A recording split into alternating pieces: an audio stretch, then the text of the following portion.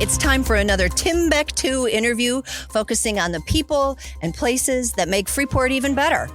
I'm Becky Connors, and today I am at the beautiful Oakdale Nature Preserve with a friend of mine whom I like to call the Bird Lady. Juliet Moderow is a biology instructor at Highland Community College and the education chair of the Northwest Illinois Audubon Society. Welcome, Juliet. Thank you for having me. Oh, I'm so glad you're here. Now, thanks to you, Freeport has been awarded the name Bird City.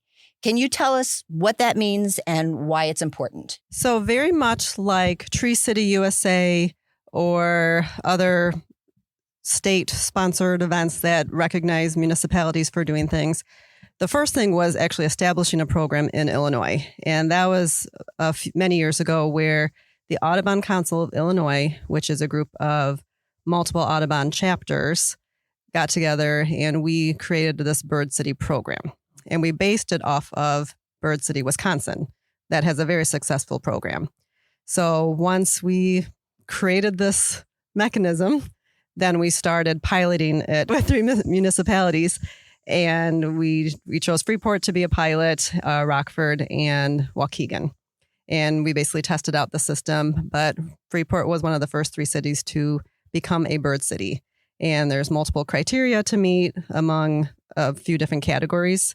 And if you meet a certain minimum, your municipality gets the bird city status. Wonderful. Well, we're proud to be a bird city. Thank you. We're actually up for renewal. So I work with multiple chapters, multiple organizations in town, like the Freeport Park District, University of Illinois Extension, because they do a lot of programming, a variety of groups. And I see what kind of updates we have for meeting new criteria, because that's the main hope, that we're not just getting the bird city establishment and then never looking again of how we can maintain it.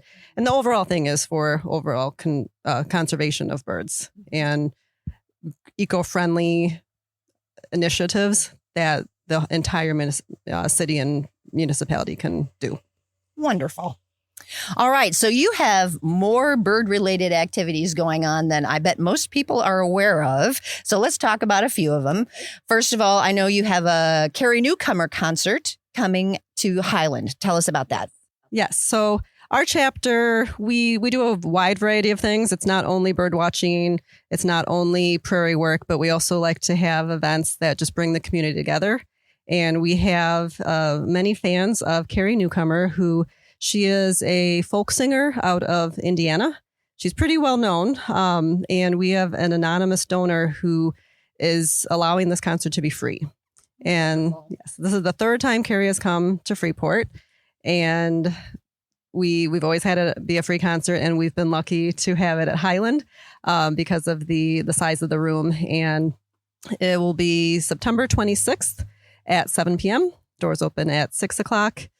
And it's really just a way to share some fun times with the community and enjoy some great music. Sounds good. And she will have the pianist, Gary Walters. So now tell us about your birdability events. Okay. So one of the goals that I have as an education chapter member is really trying to make sure birding is for everyone.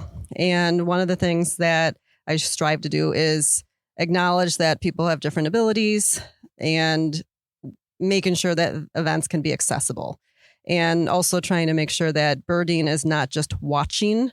It can include listening. It can include sitting. Birding is really the better way to describe it, because as we're sitting here, we are hearing birds and we can identify birds just by simply sitting here. And luckily, too, many parks and other nature areas are adding accessible trails. So that's the prelude to this, just acknowledging that we want to make sure birding is inclusive for everyone. But Oakdale here has the accessible path.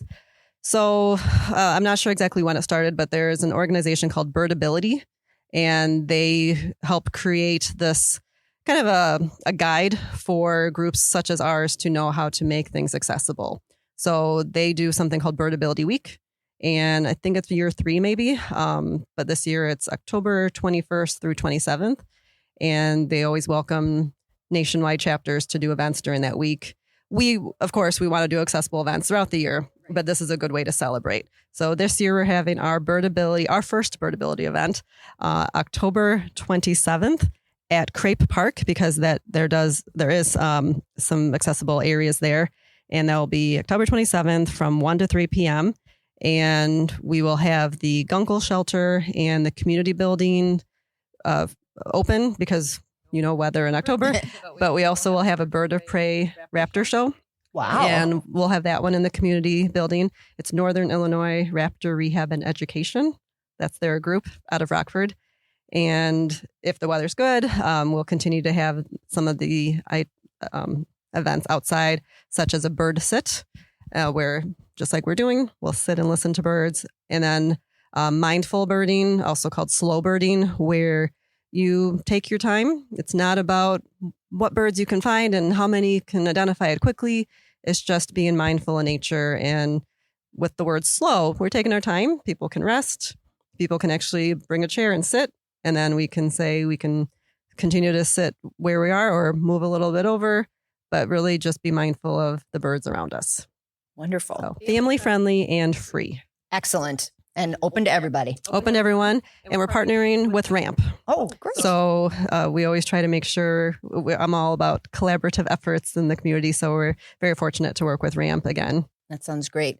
And let me just say this. As we were sitting down for this interview, just Juliet very casually says, oh, look, here's a woodpecker feather. And I mean, she's just always on the lookout for birds, whether it's seeing or hearing or taking her time with them. All righty. How about the lifelong learning class of basic birding? Okay, so I teach for my day job. I teach at Highland Community College as a biology instructor, and I do teach a 16-week ornithology class. But many people want to learn birds, but that's not for them. They don't want to take a college level class, but they just want to learn some birds. So I've been working with a lifelong learning group where I kind of a pocket-sized birding class, and I've had it held here actually at Oakdale. I've rotated around sometimes. I've had it at Highland. This time it's going to be at Highland. And it's 9 to 12.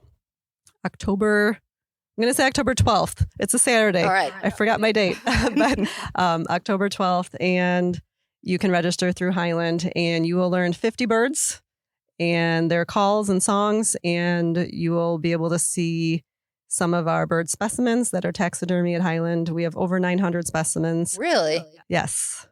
And sadly, they're mostly due to window strikes, natural causes. We don't kill any of them, but we've had them for years. Some of them are dated 1970, and the way taxidermy is, they last. That sounds great.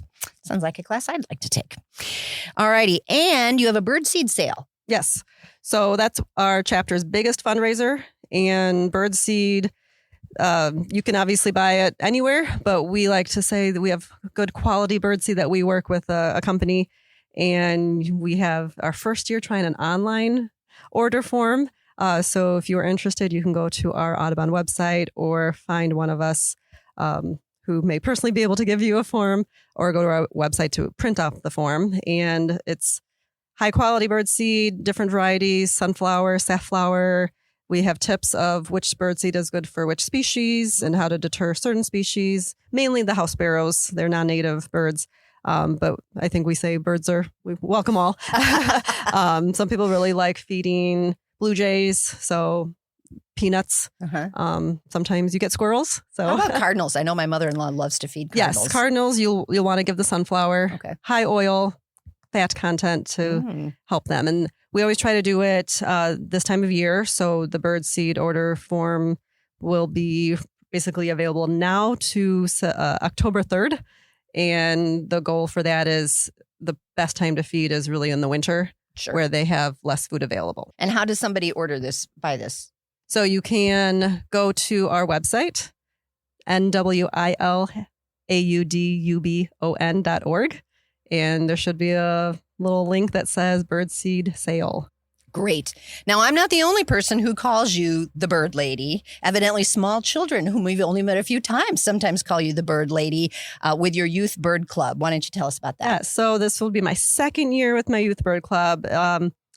as you can tell, I'm an educator, but I like to say I can teach anyone from birth to over 100. And that really does include my husband's, he's passed away, but his 99-year-old grandpa. So he was, I would say he was one of my students, teaching him just random stuff about the hummingbird, but also my own daughter from birth. So I teach everyone 0 to 100. I know she's quite a birder, getting a big list of birds every Yes. spring. Yeah. Yes. So there was something that I wanted to offer to the community, again, free for children. And last year I had about 20 families, and I do have a pre-registration so I can keep the numbers. Really, 20 is good. It's hard to educate that group of age if it's too big. But I've had many people interested. The first class basically is September to April. I kind of take May off because that's World Migratory Bird Day time. And you can join anytime if you learn about it later. But it's a different session. And to help people remember, it's the third Saturday of the month. So third rhymes with bird. So if you think of it, you can go to the Freeport Public Library because I partner with them. They provide the room and help advertise with our chapter. And it's roughly 10:30 to about 12. And I wanted an accessible location. And we do birding stuff inside. I bring my bird specimens from Highland, and then optional walk around the library to look for birds. Well, Juliet, thank you for helping out the birds in this area and helping us enjoy the birds and perhaps protect the birds. We're very grateful, and it's been wonderful having you today. Thank you for allowing me to share what I do and get more people interested in birding. Yes. So if you want to get interested in birding, go to the Northwest Illinois Audubon website. Yes. Or sign up for things at the library or Highland. All righty. This is a TimBeck2 interview. Thanks for listening.